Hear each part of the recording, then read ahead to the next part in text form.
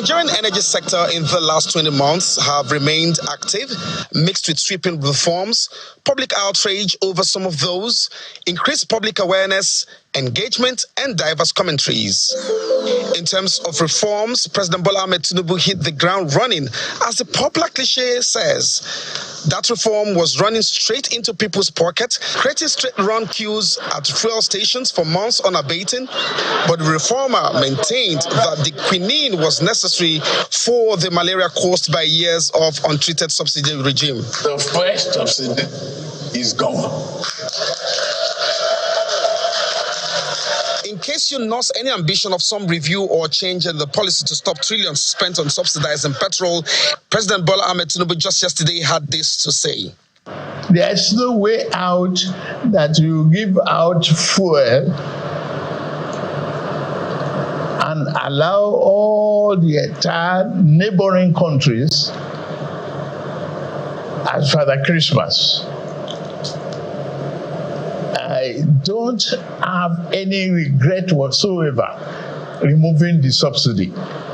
Although Nigerians may be buying the product above 1,000 naira to the litre, the country has not been left without an alternative, which is the compressed natural gas fuel, which marks out at 200 per standard cubic meter.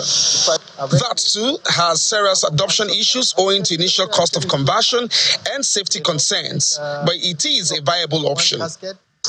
The initial capital outlay may seem high, but in the long run, gas is a much cheaper source of fuel, and you will see your overhead begin to go down. Then came all the good, bad, and ugly scenarios that played out following the start of the Dangote Refinery, the pricing issues, the eventual clarification by the NNPCL on its support for the plant as against public sentiments. Again, the president intervened when in July 2024, he offered lifeline to Dangote Refinery, requesting NNPC to sell crude to them in Naira.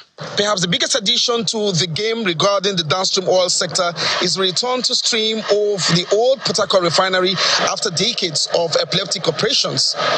Are we really on our way to be net exporter of petroleum products?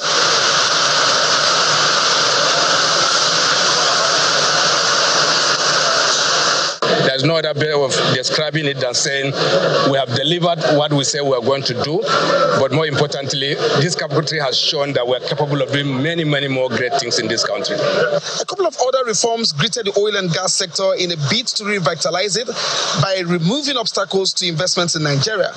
President Bola Ahmed Tinubu on 6th of March 2024 signed an executive policy directive tagged the directives. 1. Oil and Gas Companies Tax Incentive Exemption and Remission Order 2024, Presidential Directive on Reduction of Petroleum Sector Contracting Costs and Timelines 2024, and the Local Content Compliance Requirements 2024. Some of the outcomes can be seen in the recent Nigeria's first deep-water oil project in over a decade. Shell took an FID on Bonga North in December 2024. In June 2024, NNPCL Total Energies joint venture announced a $550 million FID on Ubeta field development. From the Upstream regulator, NUPRC, comes 3 major interventions. The marginal field bid round, the project 1 million barrels per day launched in October 2024, and the oil block commercial bid round held just days ago. This will be of significant benefit, let me put it, to the nation in multi-dimensional realms in terms of increasing, that is, growing our daily production, impacting positively on federation revenue, and of course, in terms of employment generation. Switching to another critical sector of the economy, electricity and power supply. In 2024 alone, the national electricity grid collapsed 12 times. The sector was also touched with some brush-off reforms. The Electricity Act 2023, signed into law by the President on June 8, 2023, allowing states to generate their own electricity, and the Electricity Amendment of 2024, effective April 2024, electricity tariffs were raised by about 330% from 68 naira to 225 naira per kilowatt hour for Band 8 customers, and that signaled that the federal government has exited subsidy. If you look at the power sector, we have not recorded enough gains. And the area I would quickly want to point at is the area of regulation. We focus so much energy on generation. Oh, we need to generate more power. We need to generate more power. There should be regulation for the discos. These discos are collecting money, billing Nigerians, and not supplying the power or the electricity to match the bill. And nobody is regulating these discos or distribution companies. And it appears that they are all about revenue.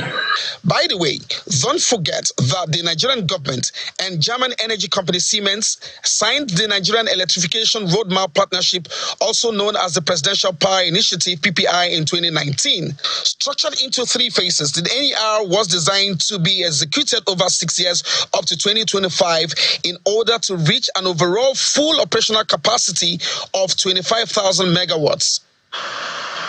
You do the math, if we are close to that mark or not.